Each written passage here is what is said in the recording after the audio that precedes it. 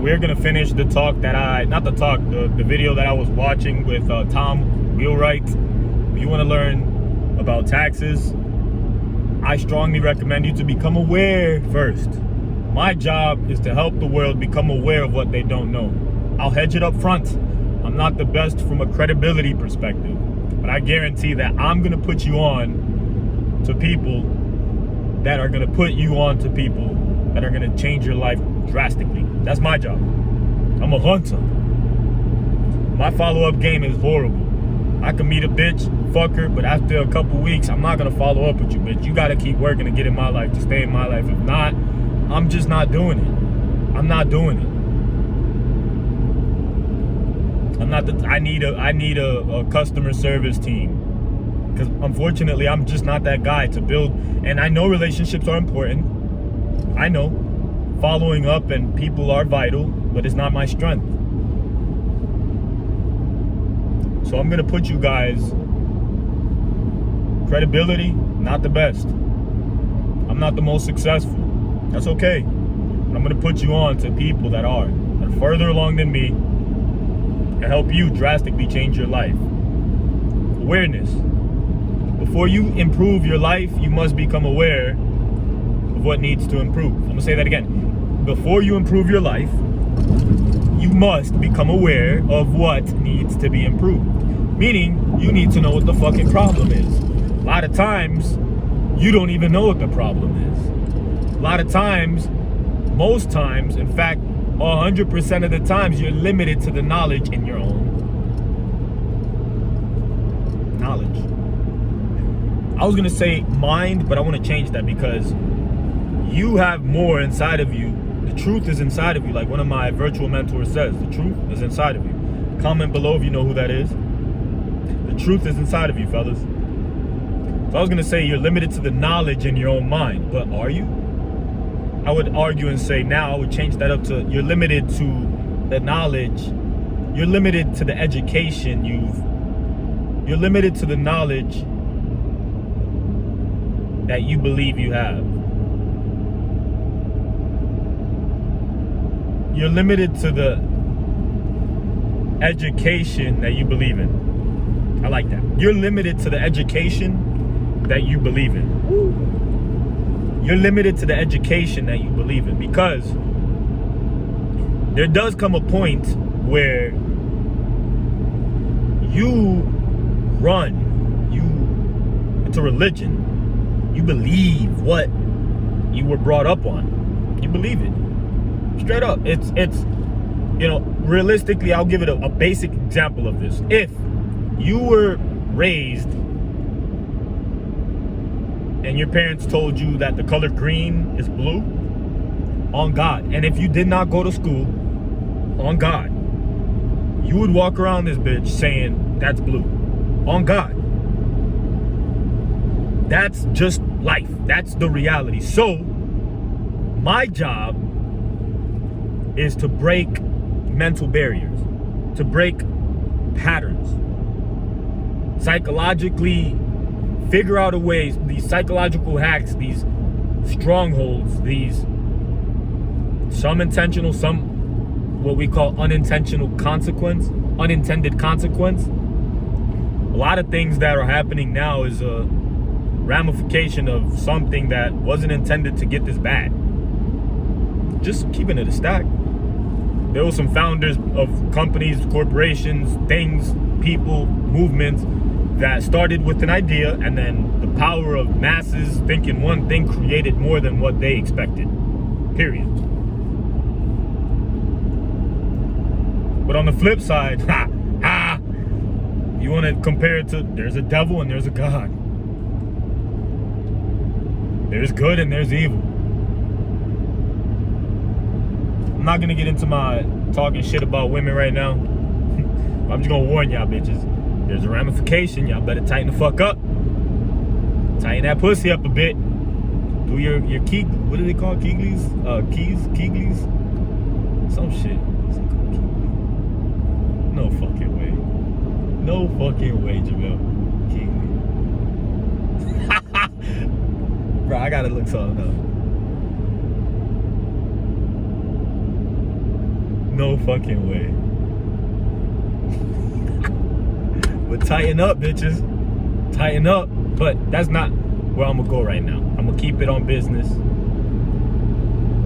positivity, and helping.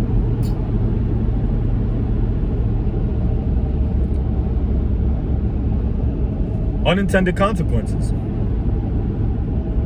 Unfortunately, there's some things that have happened, organizations that were built with maybe the intent to change on a local level, change people on a local level, but things grow, things change, people, bigger things happen. That's a cop. She's flying like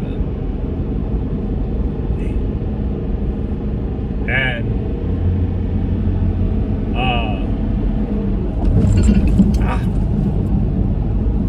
yeah, kind of lost my train of thought right now.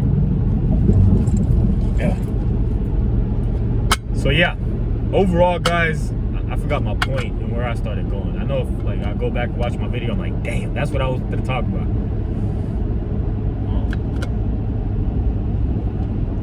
But I'll leave you with this. I'm gonna play the audio that I was listening to of Tom Wheelwright, and hopefully you guys can get some value from it. Awareness. My job is to bring awareness to you guys. That's it. I'm no longer stressing myself about trying to be the best XYZ. In fact, I actually come to realize I don't want to do nothing that a business owner has to do. None of it. In fact, I realized that the business owners I respect the most delegate everything. They ain't trying to do shit. I know what they do. I know what they do. So, with that being said, I found my purpose. I found it. Now we running. We sprinting. We accepting resumes. We pay good amounts. Strong commission. We change the world. And this shit is non-stop. And I help you become a better person. But not by being the best person, by introducing you to better people. I introduce Tom Wheelwright! I'm just practicing on my introduction. Woo! Clap it up, baby! Let's go! Something like that. Fantastic. Something will happen every single time. Every time. Every single time, without question, and it will happen here. Somebody will come up to me at the end and they'll say, you know what you and Robert teach is great, only you can't do that here. And it doesn't matter if we're in Moscow, whether we're in San Francisco, or whether we're in Dallas, Texas. Somebody's going to say that. So my question for you is, how many of you would be willing to entertain the idea for the next 45 minutes that you actually can do that here? Raise your hand. Great, that's awesome. So here's the thing. As Ryan said, I look at taxes a little differently, and it's not that I look at it differently. It's just that when I look at what the government does, I look at, okay, what is the government asking us to do in the tax law? And what they're saying is look, we have one line that says all income's taxable unless we say it isn't. And then there's another line that says no expenses are deductible unless we say they are. And then we have some charts and tables telling us how much tax to pay. That's about 30 pages. The tax law is over 6,000 pages. So the rest of the tax law is a series of incentives to get you to do what the government wants you to do. Now, here's the raw fact. Everyone in this room that's paying taxes has a partner. And your partner is the U.S. government and the state government. The question is, are you partnering with them? What does that partner want you to do, and how are they going to reward you for that behavior? The reality is, today, with this new tax law, which is what we're going to talk about today, with this new tax law, if you are paying any kind of serious taxes, you are doing it wrong. That me. This last tax law completely changes the landscape of taxes. If you are paying serious taxes, then you are doing it wrong. And I'm talking about legally, you're doing it wrong. You can choose. You can pay high taxes and the government's fine with that. Or you can do what the government asks us to do, partner with the government and pay low taxes, and they're fine with that too. It works like this now.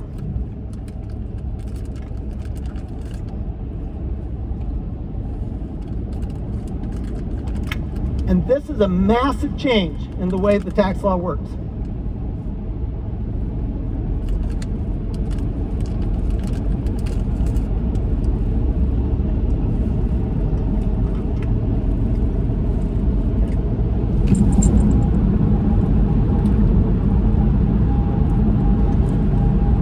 If you take the money that you make in your business and you reinvest it to produce more goods and services and build your business, guess what? You will pay zero tax. If you are in business and you reinvest in your business, every dollar you reinvest in your business is now deductible. It didn't used to be that way. It's now deductible. We'll give you some very important examples in a minute here. If you invest your money, if you turn it and invest in real estate, no longer will you have to pay tax because you'll get an immediate deduction for that investment in real estate. If you invest your money in commodities like oil and gas, I'm not talking about gold and silver. They're not really commodities, so you don't use, I'm not talking about, sorry, gold and silver. You don't use them up.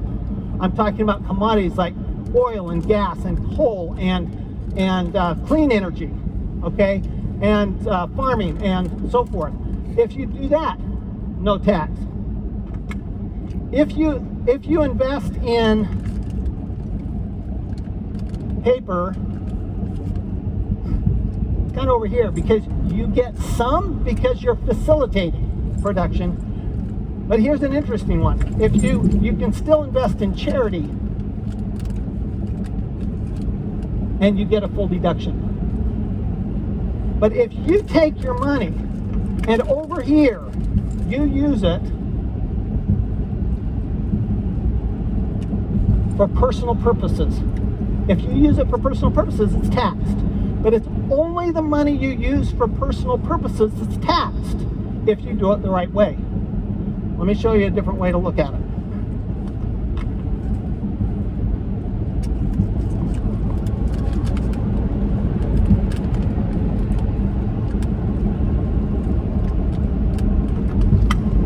Okay, two financial statements. Income, expense,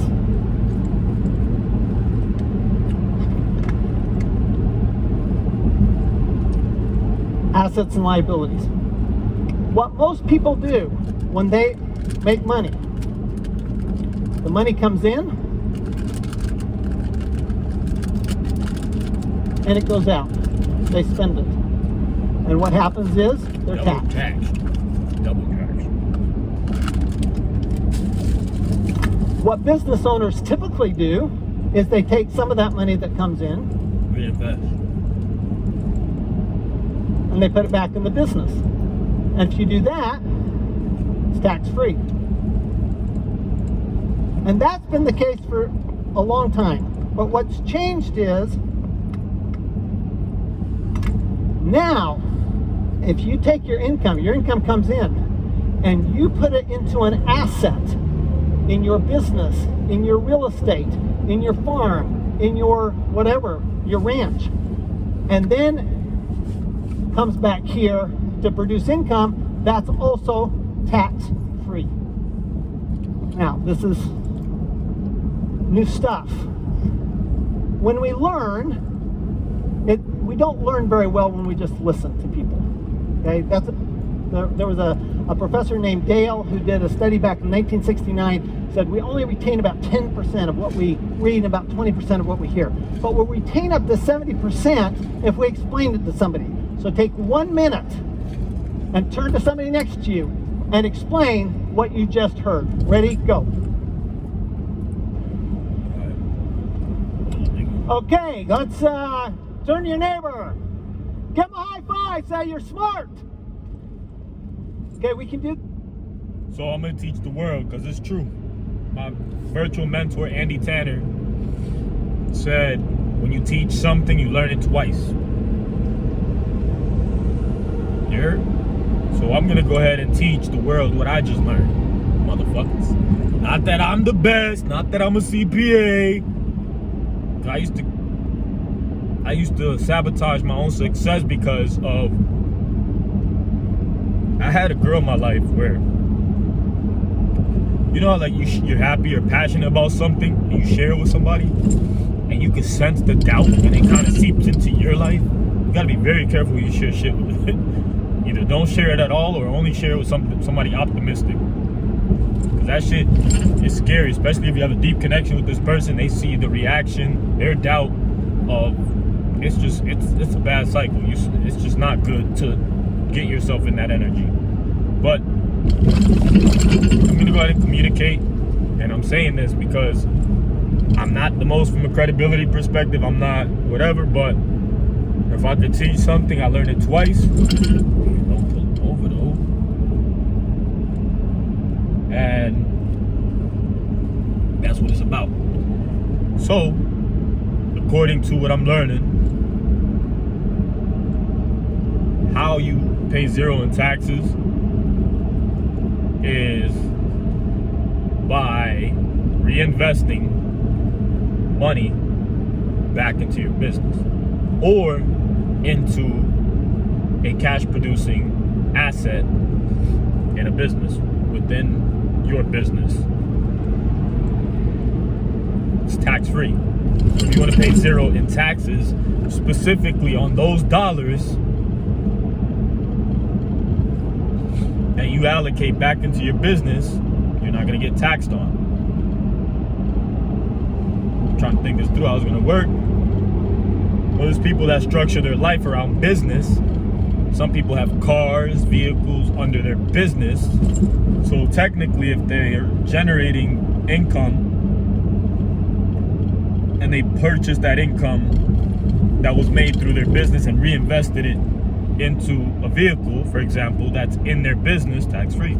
Phone, they make money from their business, they pay a phone bill.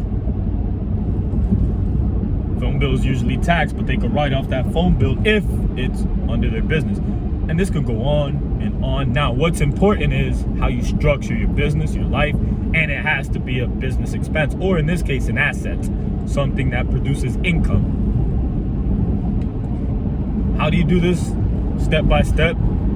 Go to wealthability.com or look up Tom Wheelwright and get a free consultation. I'm not paid for this. I'm just wanting to share something that I know is going to help you, and I'm leading you to people that know they shit. This again. Everybody, turn to your neighbor. Give them a high five. That's this, right? Say you're smart. Give yourselves a round of applause. Good job. I ate a lot of sugar today. So I got a the headache. question is, well, how is this even relevant to my business? Let me ask you a question. How many of you in this audience have a business where you have inventory? Raise your hand. Beef jerky. How many of you have been frustrated because when you put that money in an inventory, that inventory is not deductible? Raise your hand. That changed with this new tax law.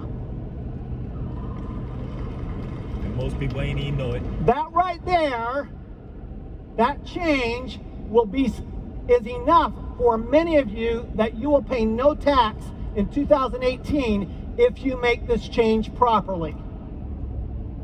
Is that good? And most people. Okay, how many would like to know how to do that? I was Raise your hand. actually curious what year this was. I wonder if that's. So I'm going to tell you how to do that in just 1 minute. Anybody here own any investment real estate? Raise your hand. Okay. Now, it used to be that when you bought investment real estate, and whether it was for your business or whether it was for rental property, but when you did it, you had to deduct that over a really long period of time, like 27 and a half years up to 39 years. which is like, somewhere between 2 and 4% a year, right? How many would rather have their money now? Under this new law, because it's now a consumption tax, under this new law, if you invest in real estate, the very first year, you should be able to get a deduction of up to 25 to 30% of the purchase price of that real estate. Put this in perspective. You go out and buy a building for $2 million. You put 25% down, which is $500,000, right? On a $2 million building. And you get a 30% deduction. You put $500,000 in, the bank puts $1.5 million in, and you get a deduction for up to $600,000 the first year. That's the new law if applied properly. Okay? Used to be, you go out and buy a truck, an SUV, etc., you could deduct up to $25,000 your first year. Now, if it's used 100% in your business, you get to deduct the entire thing. Again, has to be used 100% in your business, so there's ways to do that. Okay, how many would like to deduct their car in the first year? Because it's all about, what we know about business is, it's all about cash flow. And the fastest way to put money in your pocket, the fastest way to increase your cash flow is by reducing an expense. And what's your biggest expense? Taxes. And it's the easiest one to reduce. So let's start. We want some actionable items. Who'd like some actionable items here today? Okay, so it's great to be inspired. I love that. I want something I can actually do, right? So let's talk about depreciation. And the term is, so when you go to an accountant, the term is bonus depreciation. Bonus depreciation. So here's how bonus depreciation works.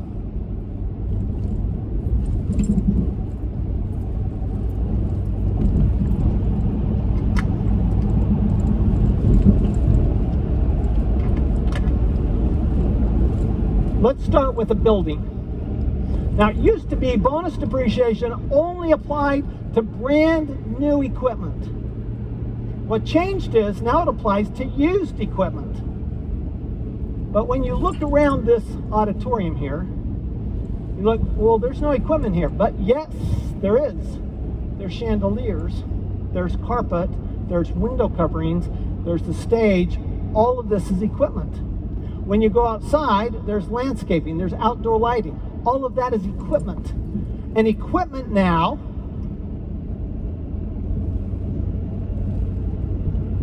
the depreciation rate is 100%. So what we have to do is we have to determine how much is equipment that we're going to get bonus depreciation on. The way we do that is something called a cost segregation.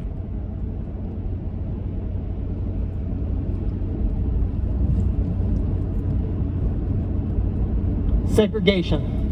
And all we're going to do is we're going to hire an engineer and a CPA, and they're going to go out, they're going to measure, and they're going to determine that there are 4 things that you bought when you bought that real estate. The first thing you bought was land. And the depreciation rate on that is 0%. Okay? The second thing you bought was the building. And the depreciation rate on that is anywhere from 2.5 to 3.6%. The third thing you bought was improvements. And that used to be deductible at about 5% a year. And now it's 100%. And then the other thing you bought was you bought all the contents.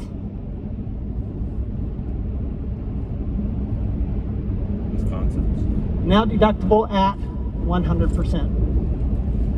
On average, when you do that professional cost segregation, which is required to do, the IRS requires it, when you add these together, it's going to be somewhere between 20 and 30% of your purchase price.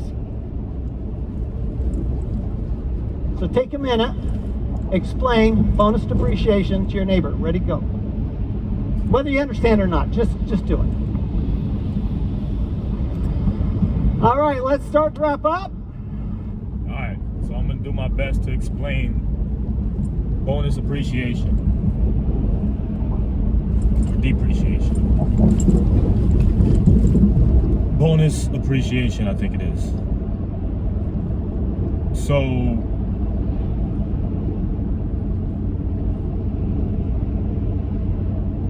in the past, you could appreciate, you can get a deductible on new equipment in your business. Now, you have the ability to deduct used equipment. And there's a different percentile for each, but in the example that was just given with real estate, there are 4 components that you purchase with real estate. There is land, which is 0%. It doesn't, I think he said it doesn't depreciate. There is the property itself, which is between 2 to 6%, 2.5 to 6%. There is the components, which I don't know what the fuck it was, and improvements. And the improvements, all of it combined, averages about 20 to 25%. And I gotta remember this, he's saying depreciation or appreciation. I think it's depreciation because you're writing off the wear and tear of it. Appreciation is when something goes up in value. That's another thing, and I know there's something about this. So that's the whatever side it's on, and then there's the opposite side that you could write off as well. So that's this. There's a lot. I know what he's saying, and I gotta get better. But keep growing, guys. Thank your neighbor. Give your neighbor a high five. Say you're smart. We're gonna try that one more time. Turn to your neighbor, give him a high five, say you're smart. Give yourselves a round of applause.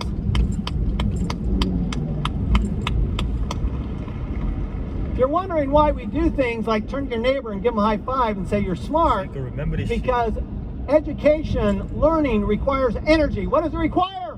Energy. What does it require? Energy. So anything we can do to increase our energy is going to increase our learning and our understanding. So very important. That's part of why we have a discussion. Okay, just want you to understand why we do these things. Now, question: what's content? Anything that adds to a building that the building could function without. Okay? So could the building function without carpet? Yes. Yep. Could the building function without window shades and window coverings? Yep. Could it function without light, overhead light, regular lights like this? Yep, it could. Could it function without cabinets if you're a residential? Sure. Could it operate without, could it function without ceiling fans? Yes, it could. So anything that just adds to the function, that isn't an essential part of the building functioning as a building, okay? And then the question is, what are land improvements? Land improvements, by the way, include parking, covered parking. Any foundational issues? Correct. Not a parking structure, but covered parking. Roof. It includes outdoor lighting, includes all of your landscaping. So if you have a building for your business or you're investing in real estate, your depreciation should have just skyrocketed under the new law. Okay, now this is for buildings that you purchased, equipment you purchased after September of 2017. So you can still do a cost segregation for buildings you bought before that, but you'll get the old rates. Okay, it's still worthwhile, by the way. Okay, that's a cost segregation. Now, that's just Professional real estate. cost segregation. Now think about your car. How many here like nice cars? Anybody here like nice cars? I love cars. I love cars. Okay, really love cars. So it used to be the amount of deduction we got for a car was like tiny. So nobody really cared too much about it. Well, what happened is, with this new law is, if you buy an SUV or a truck that's over 6,000 pounds, as long as it's used 100% for business, you get to deduct 100% of the cost, even if the bank financed 100% of the cost. So you put zero down on a $60,000 truck and you get a $60,000 deduction. How many think that's awesome? But only if it's 100% business. Now the question is, what's business? Use of a car, right? How do I know it's business?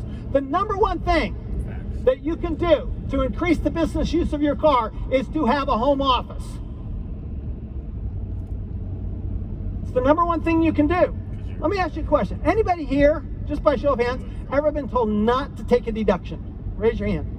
By a tax preparer, tax advisor, anybody else, you're told not to take a deduction? Raise your hand. Okay? Wow, not very many. How many for you was that the home office? Right? And here's why, because 25 years ago, it was a red flag. 25 years ago, it was a red flag. And here's what happens in my profession. This is why we created this network. Here's what happens in my profession. Young people come in, and who trains them? The old guys. And the old guys were trained by older guys. So there's this institutional memory of home office is bad. Home office has not been bad since 1996. The law completely changed in 1997. Here's the other question. If they told you not to take it, they said it's a red flag because you might get audited. What does that tell you about your tax preparer? Who are they afraid of? IRS. They're afraid of the IRS. But let's think about this. You come out of school from a good school, and you're an accounting major, and you decide, I'm going to go get a job. And you go, well, let's see. I could go get a job where people love me, and I'm always the hero. That would be like a CPA firm, right?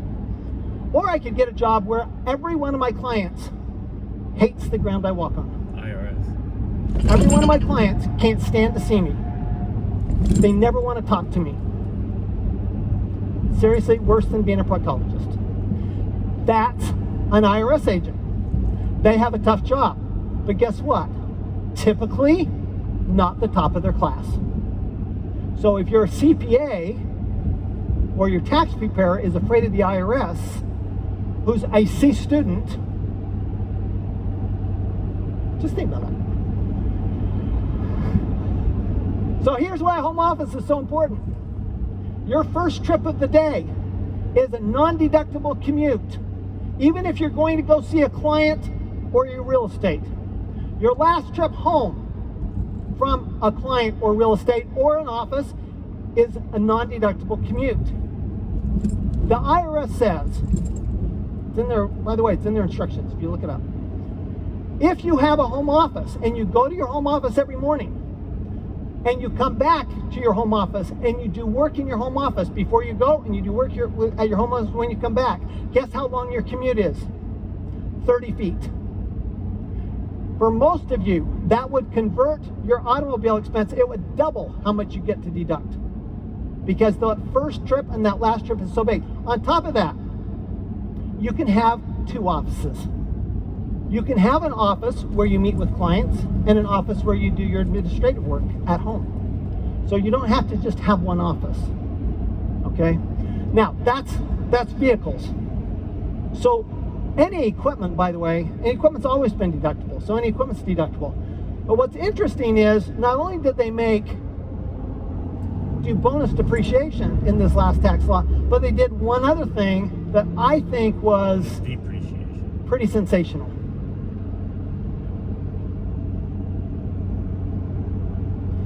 How many of you have a business that over the past 3 years has averaged gross receipts less than $25 million?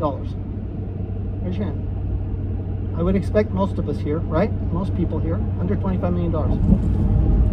If you do, the law changed. And under this new law, you no longer have to keep track of your inventory. Keep following along, guys, if you want Under to get this new law, this here's how it works.